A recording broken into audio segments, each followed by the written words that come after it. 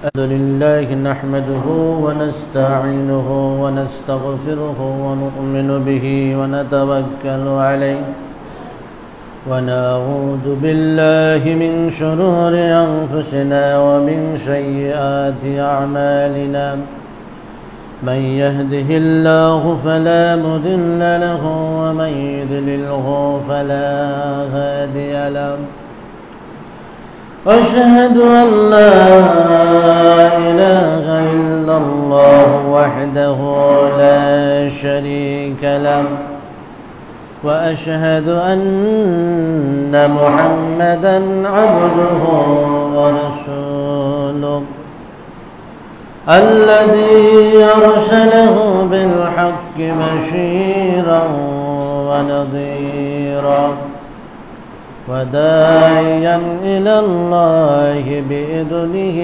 وسراجا منيرا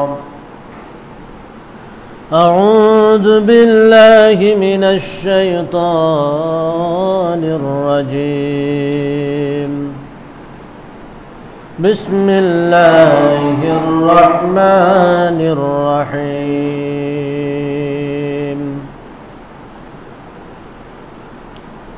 وأقيموا الصلاة وآتوا الزكاة واركعوا مع الراكعين وقال تعالى في موضع آخر والذين هم على صلاتهم يحافظون أولئك في جنات مكرمون উপস্থিত সম্মানিত মুসল্লিবৃন্দ, আমরা প্রথমেই আল্লাহ রাব্বুল আলামিনের শুকরিয়া আদায় করি যে আল্লাহ রাব্বুল আলামিন আমাদের জন্য বিভিন্ন ইবাদতের ব্যবস্থা রেখেছেন এবং এই ইবাদতগুলোর মধ্যে হতে সর্বশ্রেষ্ঠ, সর্বাধিক আলোচিত, সর্বাধিক উল্লিখিত, সর্বাধিক গুরুত্বপূর্ণ ইবাদত হচ্ছে সালাত। যে সালাতকে আল্লাহ তাআলা আমাদের জন্য তার নৈকট্য ও সান্নিধ্য অর্জনের মাধ্যম হিসাবে ঘোষণা করেছেন। এজন্য আমরা আল্লাহ তাআলার শুকরিয়া আদায় করি, আলহামদুলিল্লাহি রাব্বিল আলামিন। অতঃপর দরুদ ও সালাম বর্ষিত হোক বিশ্ব মানবতার মুক্তির দূত, দিক নির্দেশক, হক পথের দিশারি হযরত মুহাম্মদ সাল্লাল্লাহু আলাইহি ওয়াসাল্লামের উপর, যে রাসূল মৃত্যুর পূর্ব মুহূর্তে মুমূর্ষু অবস্থাতেও আসসালাতু ওয়াসসালাতু আমা মালাকাত আইমানুকুম, সালাত সালাত এবং তোমার অধীনস্থদের ব্যাপারে তোমরা সচেতন থাকবে, সতর্ক থাকবে, এই ঘোষণা দিয়েছেন। যে রাসূল সালাতের এত গুরুত্ব বলেছেন, সালাতের এত তাৎপর্য বর্ণনা করেছেন এবং এই আল্লাহ তাআলার নৈকট্য এবং সান্নিধ্য অর্জনের মাধ্যম হিসাবে ব্যাখ্যা বিশ্লেষণ করে দিয়েছেন, পদ্ধতি বর্ণনা করে দিয়েছেন। এজন্য রাসূলের প্রতি দরুদ ও সালাম বর্ষিত হোক। আল্লাহুম্মা সাল্লি আলা মুহাম্মাদ ওয়া আলা আলি মুহাম্মাদ সাল্লাল্লাহু আলাইহি ওয়াসাল্লাম। সম্মানিত উপস্থিতি, সালাত এমন একটি ইবাদত, যে ইবাদত সপ্ত আকাশে আল্লাহ রাব্বুল আলামিন ফরজ করেছেন। সালাত এমন একটি ইবাদত যার 5 ওয়াক্ত আদায় করলে 50 ওয়াক্তের সওয়াব দিবেন বলে আল্লাহ রাব্বুল আলামিন ঘোষণা করে দিয়েছেন। সালাত এমন একটি ইবাদত যে ইবাদত হেফাজত করলে আল্লাহ রাব্বুল আলামিন জান্নাতের গ্যারান্টি দিয়েছেন। সালাত এমন একটি ইবাদত যে ইবাদত করলে জান্নাতের উত্তরাধিকারী হওয়া যাবে বলে আল্লাহ তাআলা ঘোষণা করেছেন। সালাত এমন একটি ইবাদত যে ইবাদত মানুষকে, মুসলিমকে যাবতীয় অশ্লীল পাপাচার এবং মন্দ কর্ম থেকে বিরত রাখার ক্ষমতা রাখে। সালাত এমন একটি ইবাদত, যে ইবাদত একজন মুসলিম এবং কাফিরের মধ্যে পার্থক্য সূচিত করে। সালাত এমন একটি ইবাদত যার মাধ্যমে মুসলমান এবং কাফিরের মধ্যে পরিচিতি লাভ করা যায়। সালাত এমন একটি ইবাদত যে ইবাদতের মাধ্যমে সাহাবায়ে কেরাম মুসলমান এবং কাফিরদের মধ্যে পার্থক্য করতেন। সালাত এমন একটি ইবাদত যে ইবাদত ছেড়ে দিলে একজন মানুষ আর মুসলমান থাকে না, সে কাফের হয়ে যায়। কেউ যদি ইচ্ছা করে, ইসরার করে, অস্বীকার করে, হঠকারিতা প্রদর্শন করে, সার ইসলাম থেকে সে বঞ্চিত হয়ে যায়, বহিষ্কৃত হয়ে যায়। সালাত হচ্ছে মুসলমানদের প্রধান ইবাদত। সালাত এমন একটি ইবাদত যে ইবাদত সর্বশেষ মুসলমানদের হাত থেকে হারিয়ে যাবে। এজন্য সালাতের গুরুত্ব এবং তাৎপর্য অধিক। সালাতকে আল্লাহ রাব্বুল আলামিন কোরআনুল কারীমে অধিক জায়গায় উল্লেখ করেছেন। অন্যান্য যত ইবাদত আছে, যতবার না কোরআনুল কারীমে তিনি উল্লেখ করেছেন, তার থেকে অনেক অনেক অনেকবার আল্লাহ রাব্বুল আলামিন কোরআনুল কারীমে উল্লেখ করেছেন। উলামায়ে কেরাম বিভিন্নভাবে গণনা করেছেন সালাত শব্দকে কোরআনে কতবার বর্ণনা এসেছে, নির্দেশনা এসেছে। কেউ 100 বারের কথা বলেছেন, কেউ 82 বারের কথা বলেছেন, কেউ 60-এর অধিক কথা বলেছেন। শুধু সালাত আদায়ের নির্দেশনা দেওয়া হয়েছে। সালাত এমন এক ইবাদত যে ইবাদত শুধু মুসলমানদের উপরে নয়, ইতিপূর্বে যারা ইহুদি খ্রিস্টান ছিল আর অন্যান্য আম্বিয়া কেরাম ছিল, তাদের উপরে এই সালাত ফরজ ছিল। সালাত ইব্রাহিম আলাইহিস সালাম আদায় করেছেন, সালাত সারা আলাইহিস সালাম আদায় করেছেন, সালাত আদায় করেছেন ইসমাঈল আলাইহিস সালাম, সালাত আদায় করেছেন হযরত মুসা আলাইহিস সালাম, সালাত আদায় করেছেন হযরত হারুন আলাইহিস সালাম। এভাবে প্রত্যেকটা আম্বিয়া কেরাম সালাত আদায় করেছেন, তার উম্মতকে সালাত আদায় করার জন্য নির্দেশ দিয়েছেন, তাদেরকে সালাত আদায় করতে বাধ্য করেছেন। হযরত ইব্রাহিম আলাইহিস সালাম এই সালাতের জন্য তার সন্তানেরা যাতে সালাত আদায় করে, এজন্য আল্লাহর কাছে দোয়া করেছেন, রব্বি জাল্লি মুকিমাস সালাতি মিন যুররিয়্যাতি। রব্বুল আলামিন, তুমি যেমন আমাকে সালাতের পাবন্দী বানাবে, সালাত আদায়কারী হিসাবে যেমন তুমি আমাকে বানাবে, তেমন আমার সন্তানদেরকেও তুমি সালাত আদায়কারী হিসাবে কবুল করে নাও। এই দোয়া ইব্রাহিম আলাইহিস সালাম তখন করেছেন, আমাদেরকে সে আদর্শ শিখিয়ে দিয়েছেন। সম্মানিত উপস্থিতি, এজন্য আপনি সালাতকে যদি কোনোভাবে অবহেলা করেন, আপনার ঈমান থাকবে না। সালাতের সময় যদি হয়ে যায়, সময় মতো যদি আপনি সালাত আদায় না করেন বা সালাতকে ছেড়ে দেন, ঈমান থাকবে না। উলামায়ে কেরাম এ ব্যাপারে বিস্তারিত আলোচনা করেছেন, হাদিসগুলো নিয়ে এসেছেন। সালাত ত্যাগকারীর বিধান আলাদা একটি বর্ণনা আসবে ইনশাআল্লাহ।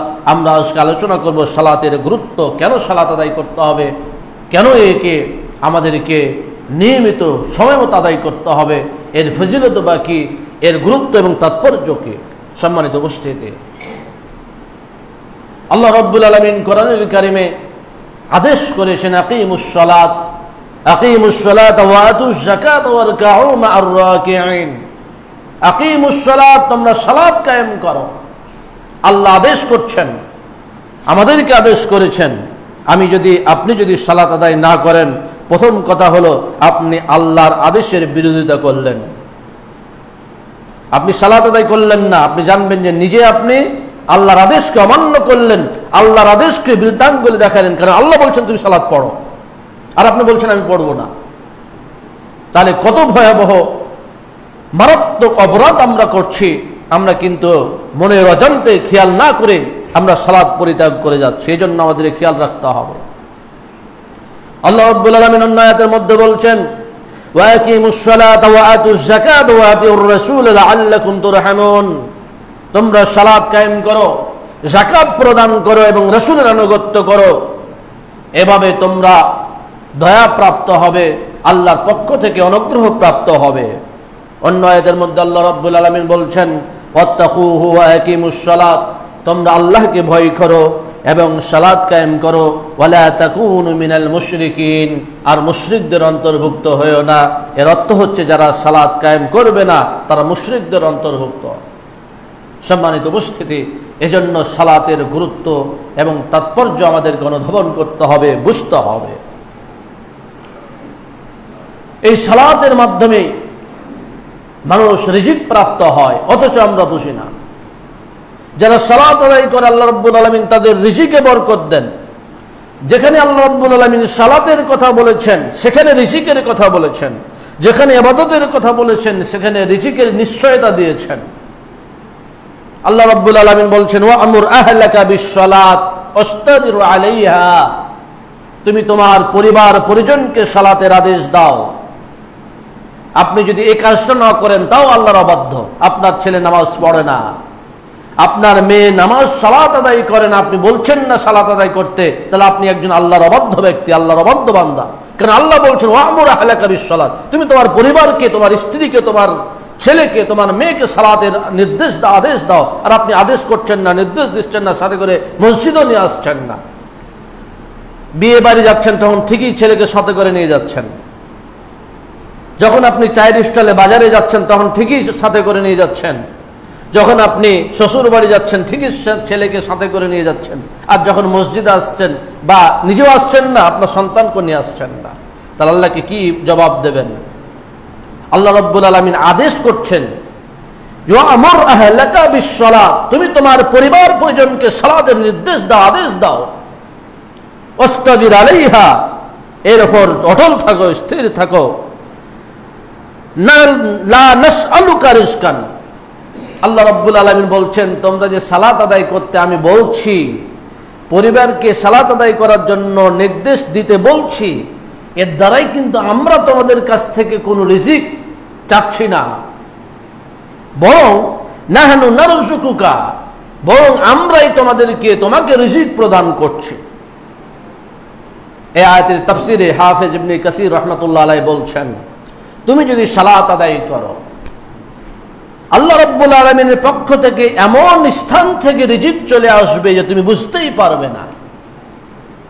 এই আয়াতের তাফসিরে মুফাসসিরিনে কিরাম বলছেন, তুমি যদি সালাত আদায় করো, তোমার সন্তান যদি সালাত আদায় করে, রিজিক এমন স্থান থেকে চলে আসবে, এমন উৎস থেকে চলে আসবে যে তুমি অনুধাবনই করতে পারবে না। তাহলে সালাত হচ্ছে রিজিক পাওয়ার মাধ্যম, সালাত হচ্ছে রিজিক লাভ করার মাধ্যম।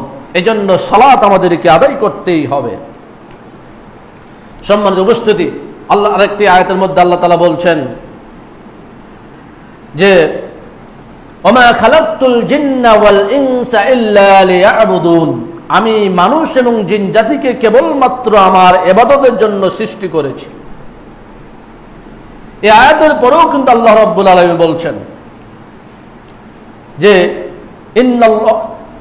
আল্লাহ রাব্বুল আলামিন হচ্ছেন রিজিক দাতা। আল্লাহ তোমাদের কাছ থেকে রিজিক চান না, তিনি তোমাদেরকে রিজিক দেন। ইন্নাল্লাহু আর-রাজ্জাক, তিনি হচ্ছেন রিজিক দাতা। এর অর্থ হচ্ছে যখনই আপনি ইবাদত করবেন, আল্লাহর সান্নিধ্য লাভ করার জন্য সালাত আদায় করবেন, তখনই ভাববেন যে রিজিকের ব্যবস্থা আল্লাহ রাব্বুল আলামিন আপনার করে দেবেন। সম্মানিত উপস্থিতি, এজন্য সালাতের ব্যাপারে আমাদেরকে সচেতন হতে হবে, সালাতের ব্যাপারে আমাদেরকে সতর্ক হতে হবে, কোনোভাবেই যেন আমাদের সালাত না ছুটে যায়, নামাজ যেন না ছুটে যায়। আপনি আপনার সন্তানকে নামাজের জন্য বলুন, আপনি সাথে করে নিয়ে মসজিদে আসুন, ছোট বাচ্চাদেরকে অভ্যস্ত করুন। যখন রাসূল সাল্লাল্লাহু আলাইহি ওয়াসাল্লামের যুগে কেউ মুসলমান হতো, প্রথম যে প্রশিক্ষণটা দেওয়া হতো, কেউ ইসলাম গ্রহণ করলো কালেমে শাহাদাত পাঠ করে, তখন তার প্রথম প্রশিক্ষণ ছিল সালাতের। হযরত আবু মালিক আল-আশজাই তার পিতার থেকে বর্ণনা করে বলছেন যে, কানা ইজা আসলামা আর-রাজুলু কানা আউয়ালু মা ইউআল্লিমুনা আস-সালাত, আমাদের মধ্যে কেউ যখন প্রথম ইসলাম কবুল করত, ইসলাম গ্রহণ করত, প্রথমেই যে প্রশিক্ষণ দেওয়া হতো সেটা ছিল সালাতের প্রশিক্ষণ। আপনি মুসলমান হয়েছেন, মুসলমান নিজেকে দাবি করছেন, আপনার প্রথম কাজ হচ্ছে সালাত শিক্ষা গ্রহণ করা, সালাতের প্রশিক্ষণ নেওয়া, সালাত সময় মতো আদায় করা। এটাই ছিল সাহাবায়ে কেরামের প্রশিক্ষণ, তিনি বলছেন আল্লামাহু সালাতা, আল্লাহ রাসূল সাল্লাল্লাহু আলাইহি সাল্লাম তাকে সালাত শিক্ষা দিতেন, সালাত আদায়ের পদ্ধতি শিক্ষা দিতেন। আপনারা হাদিসটা জানেন না যে একজন সাহাবী মসজিদে আসলেন, আসার পরে সালাত আদায় করা শুরু করেছেন। আল্লাহ রাসূল বসে আছেন, লোকটা সালাত আদায় ঠিকভাবে হচ্ছে না, বারবার চেষ্টা করছেন, হচ্ছে না। আল্লাহ রাসূল বলছেন ইরজি ফাসাল্লি ফাইন্নাকা লাম তুসাল্লি, যাও ফিরে যাও, আবার সালাত আদায় করো, কারণ তোমার সালাত হয় নাই। আল্লাহ রাসূল কয়েকবার প্রশিক্ষণ দেওয়ার পরও যখন না হলো, ওই সাহাবী বলছেন এর থেকে আমি ভালো কিছু জানি না। আল্লাহ রাসূল সাল্লাল্লাহু আলাইহি সাল্লাম তাকে সালাতের প্রশিক্ষণ দিলেন, সালাত আদায় করার পদ্ধতি শিখিয়ে দিলেন।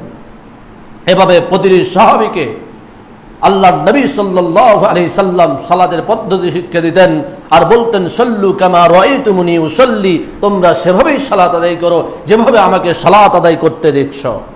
সম্মানিত উপস্থিতি, রাসূল সাল্লাল্লাহু আলাইহি সাল্লাম ইজা আজাবাহু নাহবুর রাজুলে আমারাহু বিসসালাত, আল্লাহ রাসূল সাল্লাল্লাহু আলাইহি সাল্লাম যখন কোনো ব্যক্তিকে পছন্দ করতেন, তাকেও তিনি প্রথমেই যে আদেশ করতেন সেটি ছিল সালাত আদায়ের। তিনি তাকে আমারাহু বিসসালাতে, সালাত আদায় করার নির্দেশ দিতেন। সম্মানিত উপস্থিতি, এই সালাত এমন একটি ইবাদত যে ইবাদতের মাধ্যমে আমাদের মধ্যে পার্থক্য সূচিত হয় যে আমি মুসলিম নাকি আমি মুসলিম থেকে বের হয়ে গেছি। কোন উলামায়ে কেরাম বলেছেন, কেউ যদি ইচ্ছা করে সালাত ছেড়ে দেয় তাহলে সে কাফের হয়ে যাবে, তার স্ত্রী তালাক হয়ে যাবে, অটোমেটিক্যালি তালাক হয়ে যাবে। স্ত্রী যদি সালাত আদায় না করে স্বামী তালাক হয়ে যাবে, স্বামী একজন আরেকজন থেকে বিচ্ছিন্ন হয়ে যাবে। এত কঠিন কঠিন ফতোয়া উলামায়ে কেরাম দিয়েছেন যদি কেউ ইচ্ছা করে সালাত ত্যাগ করে। তো জাবের রাদিয়াল্লাহু তাআলা আনহু বলছেন যে রাসূল সাল্লাল্লাহু আলাইহি সাল্লাম বলেছেন বাইনাল আবদি ওয়া বাইনাল কুফরি তারকুস সালাত, একজন মুসলিম বান্দা আর একজন কাফেরের মধ্যে পার্থক্য হচ্ছে সালাত। যে সালাত আদায় করে সে মুসলিম, যে সালাত আদায় করে না তার মধ্যে কুফর রয়েছে। একজন তাবেঈ বলছেন যে কানা আসহাবু মুহাম্মাদিন সাল্লাল্লাহু আলাইহি সাল্লাম লা ইয়ারাউনা শাইয়্যাম মিনাল আমাল, যতগুলো আমল আছে, যাকাত আছে, হজ আছে, কেউ যদি এগুলোকে কেউ ছেড়ে দিত তাহলে তাকে কিন্তু সাহাবায়ে কেরাম কাফের মনে করতেন না, সে কাজটাকে কিন্তু কুফর মনে করতেন না। কিন্তু কেউ যদি সালাত ছেড়ে দিত তাহলে সাহাবায়ে কেরাম তাকে কাফের মনে করতেন, তার কাজটাকে কুফর মনে করতেন। তাহলে তারা কত কঠোর ছিলেন এই সালাতের ব্যাপারে। একদিন জাবের বিন আব্দুল্লাহ রাদিয়াল্লাহু তাআলা আনহুকে জিজ্ঞেস করা হলো, মা কানা ইফাররিকু বাইনাল কুফরি ওয়াল ঈমান ইনদাকুম মিনাল আমালি ফি আহদি রাসূলিল্লাহ সাল্লাল্লাহু আলাইহি ওয়াসাল্লাম। ভাষাগুলো শুনেন, হাদিসের ভাষা। জাবেরকে জিজ্ঞেস করা হলো, হে জাবের বিন আব্দুল্লাহ, আপনি আল্লাহর রাসূলের যুগে আপনারা কিভাবে একজন মুসলমান এবং একজন কাফেরের মধ্যে পার্থক্য করতেন?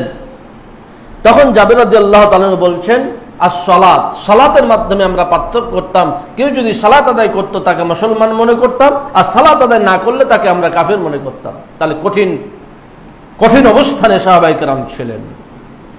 এজন্য আমাদেরকে সচেতন থাকতে হবে, সতর্ক থাকতে হবে যেন আমাদের সালাত না ছুটে যায়, আমাদের নামাজ যাতে না ছুটে যায়। এজন্য দেখেন, একজন মুসলমান জন্মগ্রহণ করার পরেই যখন হাঁটাহাঁটি শুরু করে মসজিদে আসতে পারে, আল্লাহ রাসূল তাদেরকে মসজিদে আনার জন্য উৎসাহিত করেছেন। সাহাবায়ে কেরাম, মহিলা সাহাবায়ে কেরামরা তাদের ছোট ছোট বাচ্চাদেরকে মসজিদে নিয়ে আসতেন। আল্লাহ রাসূল কান্নার আওয়াজ পেতেন, যখন এই কান্না শুরু করে দিয়েছে সালাতকে সংক্ষিপ্ত করতেন। তার মানে কি, রাসূলের যুগে মহিলা সাহাবায়ে কেরামেরা তারা ছোট ছোট বাচ্চাদেরকে নিয়ে মসজিদে আসতেন।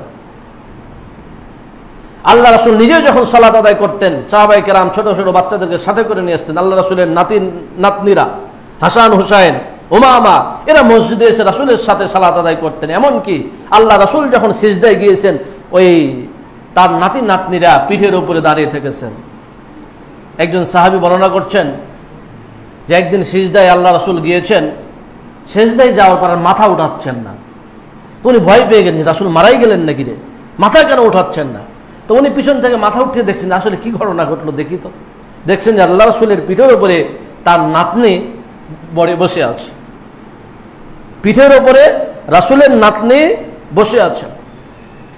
এখন সালাত যখন শেষ হলো তখন ওই সাহাবী জিজ্ঞেস করেন, হে আল্লাহর রাসূল, আপনি এত দীর্ঘ করছিলেন কেন সিজদায়? তখন তিনি বললেন যে আমার এই ছোট বাচ্চাটা, নাতনিটা আমার পিঠের উপর বসেছিল, আমি তাকে তার বিশ্রামের জন্য, তার যে আনন্দ পাওয়ার জন্য আমি বিলম্ব করছিলাম যে সে যতক্ষণ থাকুক, তারপর আমি সিজদা থেকে উঠব। আল্লাহ রাসূল সাল্লাল্লাহু আলাইহি সাল্লাম ফরজ সালাত কিন্তু আদায় করছেন, জামাতের সালাত এরকম হয়েছে। এজন্য আমাদের বাচ্চাদেরকে সালাতের প্রশিক্ষণ দিতে হবে, অন্যান্য ইবাদতের প্রশিক্ষণ দিতে হবে। রাসূল করিম সাল্লাল্লাহু আলাইহি সাল্লাম আমাদেরকে বলে দিয়েছেন, মুরু আওলাদাকুম বিসসালাত, তোমরা তোমাদের সন্তানদেরকে, ছেলে হোক মেয়ে হোক, সালাতের নির্দেশ দাও, সালাতের প্রশিক্ষণ দাও। ওহুম আবনা সাবা সিনিন, যখন তাদের বয়স 7 বছর হয়ে যাবে।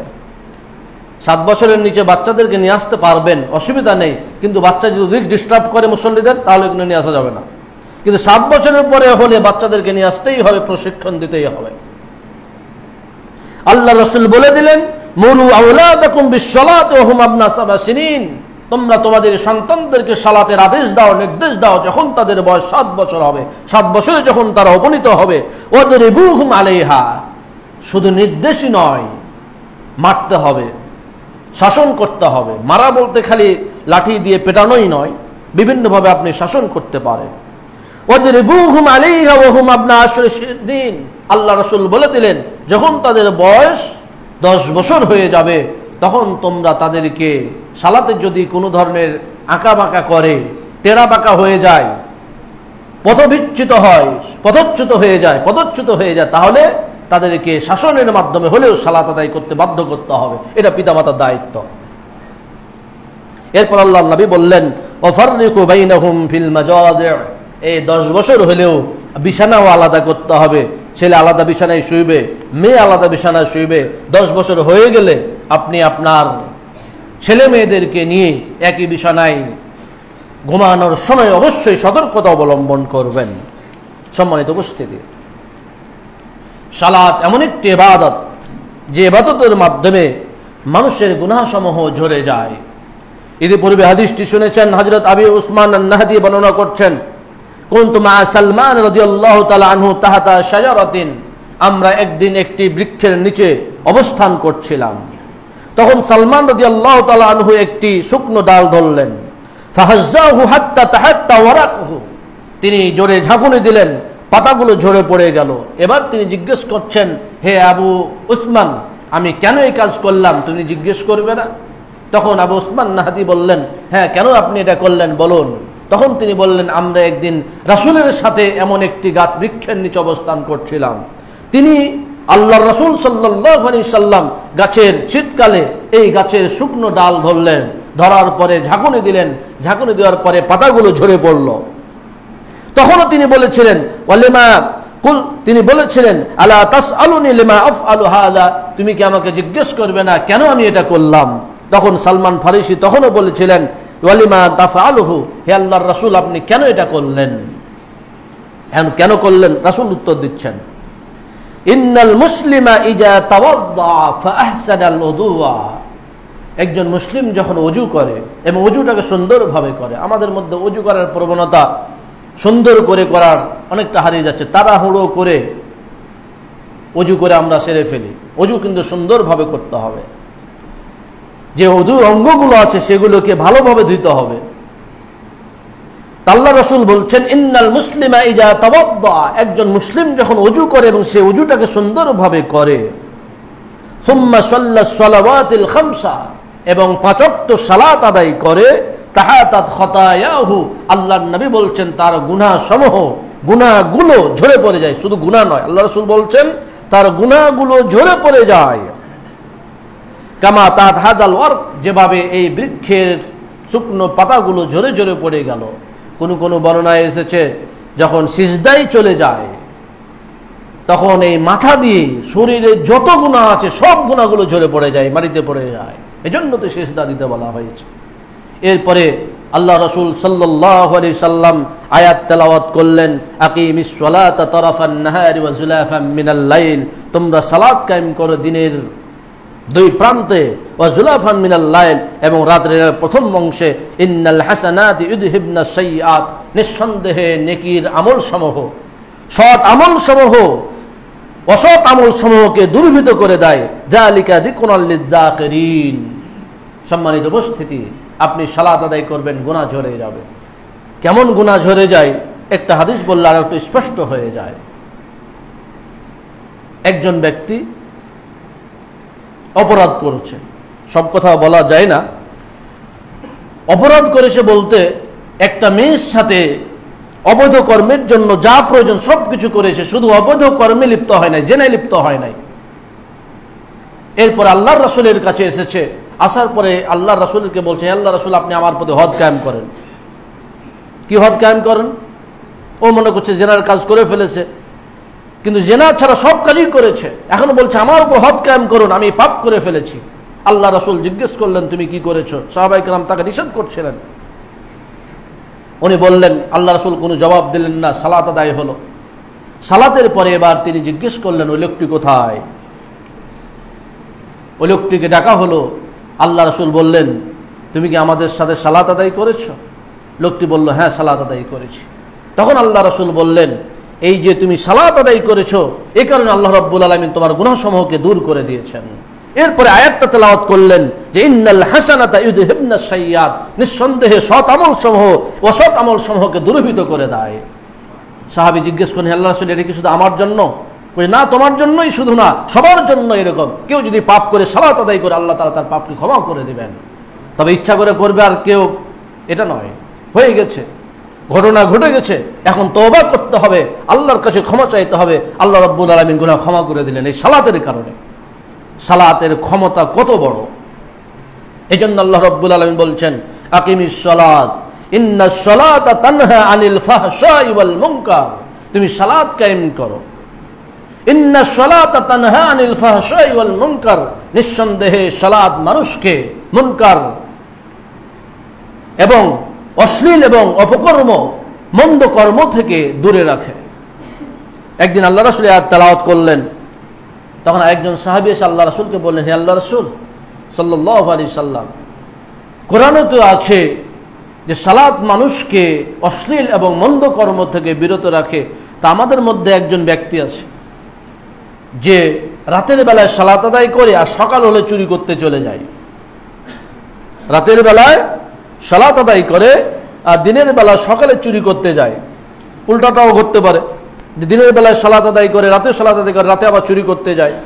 তো সাহাবী বলছেন হে আল্লাহর রাসূল সে সকাল হলে চুরি করতে চলে যায়। আল্লাহ রাসূল বললেন থামো, ওর সালাত ওকে এই চুরি থেকে বিরত রাখবেই। দু একদিন পরেই শোনা গেল যে ওই সাহাবী আর চুরি করতে যায় নাই, চুরি করার বন্ধ হয়ে গেছে। কিসের ক্ষমতা এটা? সালাতের ক্ষমতা। সালাত তাকে বিরত রেখেছে।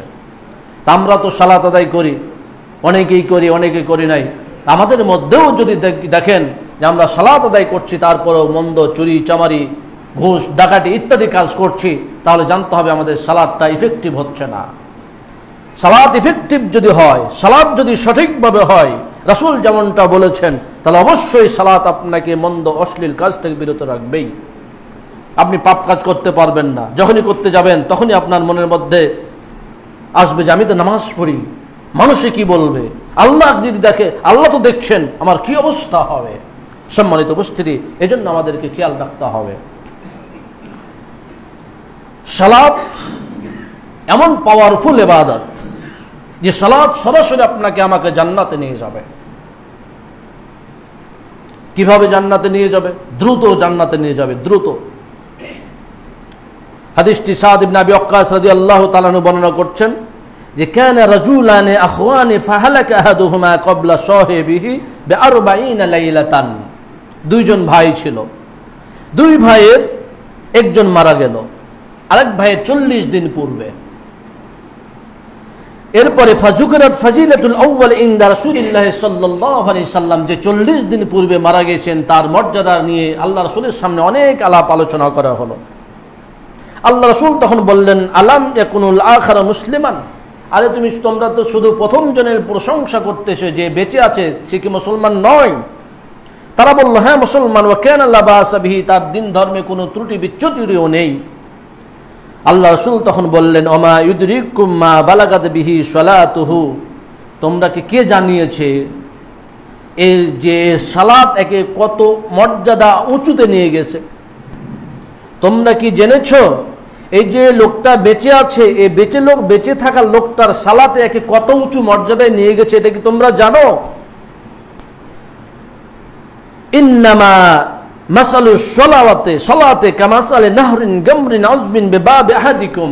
আল্লাহর নবী বললেন সালাতের উদাহরণ হচ্ছে কারো বাড়ির সামনে একটি প্রবাহমান মিষ্ট পানির নহর নদী থাকার মতোই, ইয়াক্তাহিমু ফীহি কুল্লা ইয়াউমিন খামসা মাররাতিন, যে সেখানে প্রতিদিন 5 বার ডুব দেয় এবং শরীরকে পরিষ্কার করে।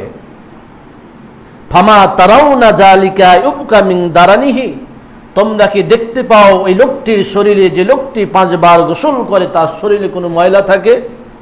সাহাবায়ে কেরাম বললেন না। ফাইন্নাকুম লা তাদরুনা মা বালাগাত বিহি সালাতুহু, আরে তোমরা তো জানো না যে 40 দিন এখনো বেঁচে আছে, তার সালাত তাকে কত উঁচু মর্যাদায় নিয়ে গেছে।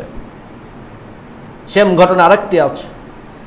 2 ভাই ছিল মানে কাজা গোত্রের 2 ভাই ছিল। এই 2 ভাই একই সাথে ইসলাম গ্রহণ করেছিল। তো 2 ভাইয়ের মধ্যে প্রথম ভাই উনি ইসলাম পালনের ক্ষেত্রে অনেক অগ্রগামী ছিলেন। তো যুদ্ধের ময়দানে গিয়ে তিনি শাহাদাত বরণ করলেন। 1 বছর চলে গেল। 1 বছর পরে আরেক ভাই উনি সাধারণভাবে বিছানায় মারা গেলেন।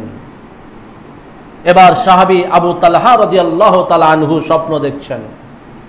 তিনি স্বপ্নে দেখছেন যে তিনি জান্নাতের দরজার সামনে দাঁড়িয়ে আছেন, সাথে দাঁড়িয়ে আছেন ওই 2 ভাই, যে একজন শাহাদাত বরণ করেছিলেন আর একজন বিছানায় মারা গিয়েছিলেন 1 বছর পরে। আবু তালহা রাদিয়াল্লাহু তাআলা আনহু ওই জান্নাতের দরজার সামনে দাঁড়িয়ে আছেন। জান্নাতের ভেতর থেকে একজন গেটম্যান আসলো, দারোয়ান আসার পরে যে ব্যক্তি 1 বছর পরে মারা গিয়েছিল ওই ব্যক্তিকে ডেকে নিয়ে চলে গেল জান্নাতের ভিতরে। আবু তালহা দাঁড়িয়ে আছেন, উনিও আশা করছেন যে আমাকেও ডাকবে হয়তো। আর আগে যে ভাই শাহাদাত বরণ করেছিলেন, জিহাদ করে আল্লাহর পথে জিহাদ করে শাহাদাত বরণ করেছিলেন, উনি অপেক্ষা করছেন। কিছুক্ষণ পর আরেকজন দারোয়ান আসলো, আসার পরে এই যে ব্যক্তি শাহাদাত বরণ করেছিলেন ওকে ডেকে নিয়ে চলে গেল। কিছুক্ষণ পর আরেকজন দারোয়ান আসলো, আসার পরে আবু তালহাকে বলছে, আবু তালহা তোমার এখনো সময় হয়নি, তুমি যাও। আবু তালহা ফিরে আসলেন, স্বপ্ন ভেঙে গেল, সকাল হলো, আল্লাহ রাসূলের কাছে আসলেন। আসার পরে স্বপ্নের কথা বললেন, হে আল্লাহ রাসূল আমি এটা স্বপ্নে দেখলাম। ঘটনা কি? ও তো ইবাদত বন্দেগীতে যে শাহাদাত বরণ করেছিল, অগ্রগামী ছিল, অনেক ইবাদত বন্দেগী করত, আর সে আল্লাহর পথে জিহাদ করে শাহাদাত বরণও করেছে, অথচ ও জান্নাতে পরে ঢুকলো, পরে প্রবেশ করলো, ওই সালাত আদায়কারী আগে প্রবেশ করলো। ঘটনাটা কি? রাসূলুল্লাহ সাল্লাল্লাহু আলাইহি সাল্লাম বললেন যে 1 বছর তো সে বেঁচে ছিল। কয় বছর? 1 বছর বেঁচে ছিল। প্রতিদিন 5 ওয়াক্ত সালাত আদায় করেছে। প্রতি মাসে কত ওয়াক্ত হয়? 1 বছরে কত ওয়াক্ত হয়? হিসাব করলে অনেকগুলো হয়ে যাবে। এবার আল্লাহ রাসূল বলছেন, আরে শোনো, এই যে লোকটি 1 বছর বেঁচে ছিল, 1 বছরে কত ওয়াক্ত সালাত আদায় করেছে ওই ব্যক্তির থেকে বেশি, এটা কি হিসাব কি হবে না? এটার ফজিলত কি সে পাবে না? এটার মর্যাদা কি সে পাবে না? এই যে সে 1 বছর ধরে সালাত আদায় করে সিয়াম পালন করেছে, এজন্য আল্লাহ রাব্বুল আলামিন এর মর্যাদা বেশি হওয়ার কারণে একে আগে জান্নাতে দিয়েছেন। কিসের ফজিলত এটা? সালাতের ফজিলত। সালাত আদায় করার কারণে একজন মুজাহিদের আগেই একজন সালাত আদায়কারী জান্নাতে চলে যাচ্ছেন। সম্মানিত উপস্থিতি, এজন্য আমাদেরকে খেয়াল রাখতে হবে, সালাতের গুরুত্ব দিতে হবে। সালাত এমন একটি ইবাদত যে সরাসরি জান্নাতে যাওয়ার ঘোষণা দেয়। হযরত আব্দুল্লাহ বিন আমর বর্ণনা করছেন, একদিন আল্লাহ রাসূল মেম্বারে উঠলেন। তিনি মাঝে মধ্যে এই খুতবায় উঠে যেতেন, সাহাবায়ে কেরামকে ইবাদত বন্দেগীতে উৎসাহিত করতেন। তিনি বললেন, লা উকসিমু লা উকসিমু লা উকসিমু। কোরআনের কারিমে আল্লাহ তাআলা কসম খেয়েছেন, তিনিও কসম খাচ্ছেন। সুম্মা নাযালা, এরপরে তিনি সেখান থেকে অবতরণ করলেন। এরপরে বললেন, আবশিরু আবশিরু ইন্নাহু মান সাল্লা সালাওয়াতিল খামস তোমরা শুভ সংবাদ গ্রহণ করো, যে ব্যক্তি 5 ওয়াক্ত সালাত আদায় করলো, ওয়াস্তানাবাল কাবায়রা, এবং কবিরা বড় গুনাহ থেকে বেঁচে থাকলো, দাখালা মিন আইয়্যা আবওয়াবিল জান্নাতি শাহ, জান্নাতের যে কোনো দরজা দিয়ে সে প্রবেশ করতে চাইবে, সে সেই দরজা দিয়ে প্রবেশ করবে জান্নাতে। কত মর্যাদা বেশি যদি আপনি আমি 5 ওয়াক্ত সালাত আদায় করি। আল্লাহ রাসূল শুভ সংবাদ দিয়েছেন যে কোনো দরজা দিয়ে। শুধু কি পুরুষেরা মহিলারা পাবে না? মহিলাদের অবস্থা একই। মহিলাদের জন্য আরো সহজ, 4টি কাজ করলে জান্নাত চলে যাবে যে কোনো দরজা দিয়ে। আল্লাহ রাসূল বললেন, সাল্লাত খামসাহা, যে মহিলা তার 5 ওয়াক্ত সালাত আদায় করলো, রমাদানের মাসে সিয়াম আদায় করলো, পর্দার বিধান মেনে চললো, নিজের লজ্জাস্থানকে হেফাজত করলো, এবং বিবাহিতা নারীরা স্বামীর আনুগত্য করলো, তাকে আল্লাহর পক্ষ থেকে বলা হবে তুমি জান্নাতে প্রবেশ করো, তোমার যে দরজা দিয়ে ইচ্ছা সে দরজা দিয়ে তুমি জান্নাতে চলে যাও। এত সহজ জান্নাতে যাওয়া, যদি আমি আপনি এই সালাতের পাবন্দী হয়ে সালাতের অনুসরণ করে, সালাত আদায় করে। সম্মানিত উপস্থিতি, সালাত মুসলমানদের কাছে বাবা, পিতামাতা, সন্তান থেকেও প্রিয়, অধিক উত্তম হওয়ার কথা। সন্তানের ভালোবাসার অপেক্ষা সালাতের ভালোবাসা বেশি হবে। সাহাবায়ে কেরামের তাই ছিল। এটা অনুধাবন কারা করেছিল জানেন?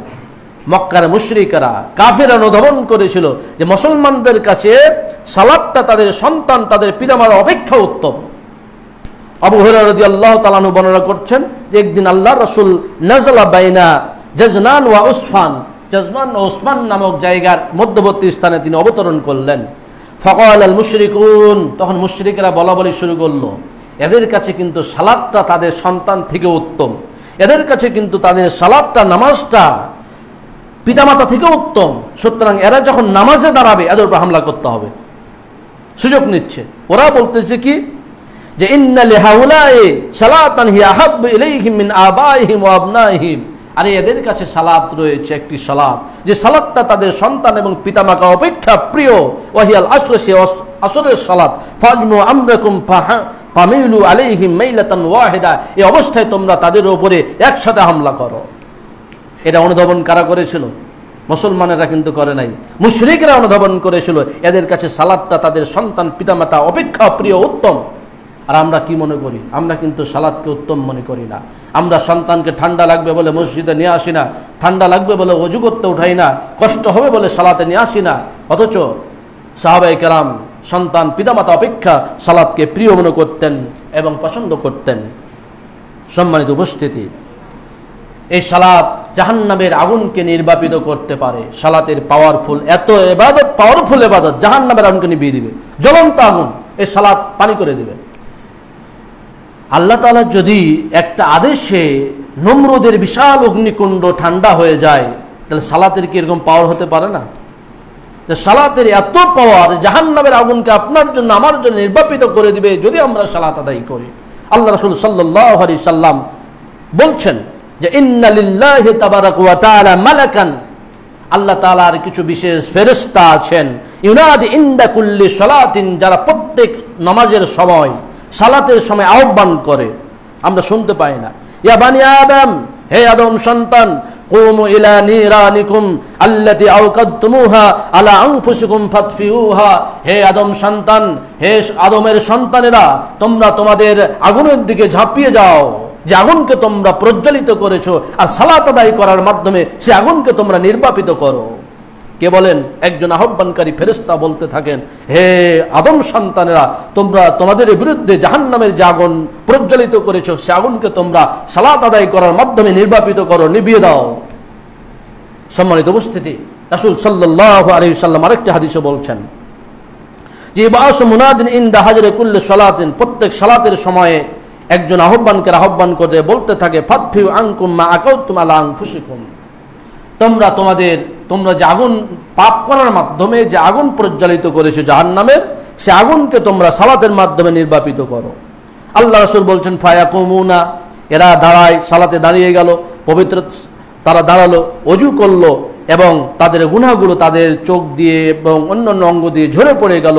ওয়াইসাল্লুনা, এবং সালাত আদায় করলো, ফায়ুগফারু লাহুম মা বাইনাহুমা, ফলে এই দুই ওয়াক্তের মধ্যে যে গুনাহ হয়েছে সে গুনাহগুলোকে তার ক্ষমা করে দেওয়া হলো, মাফ করে দেওয়া হলো। এরপরে দেখেন সুম্মা ইউকিদুনা ফিমা বাইনা যালিকা, আবার আগুন প্রজ্বলিত হয়ে গেল। এক ওয়াক্ত এবং আরেক ওয়াক্তের মধ্যে যে আগুন জ্বলেছিল সেটা আপনি সালাত আদায়ের মাধ্যমে নির্বাপিত করলেন, আবার আগুন প্রজ্বলিত হয়ে গেল। আবার আপনি সালাত আদায় করলেন, আবার আগুন নির্বাপিত হয়ে গেল। আবার আগুন প্রজ্বলিত হয়ে যাবে, আপনি সালাত আদায় করবেন, আবার আগুন নির্বাপিত হয়ে যাবে। এভাবে আপনি যত সালাত, 5 ওয়াক্ত যদি সালাত আদায় করতে থাকেন, আগুন নির্বাপিত হবে, কিন্তু সে আগুন আমার আপনার কোনো ক্ষতি করতে পারবে না। সে আগুন সালাতের মাধ্যমে নির্বাপিত হয়ে যাবে, জাহান্নামের আগুন নির্বাপিত হয়ে যাবে। সম্মানিত উপস্থিতি, হযরত আব্দুল্লাহ বিন আমর বলছেন যে আমরা একদিন রাসূলের সাথে মাগরিবের সালাত আদায় করলাম।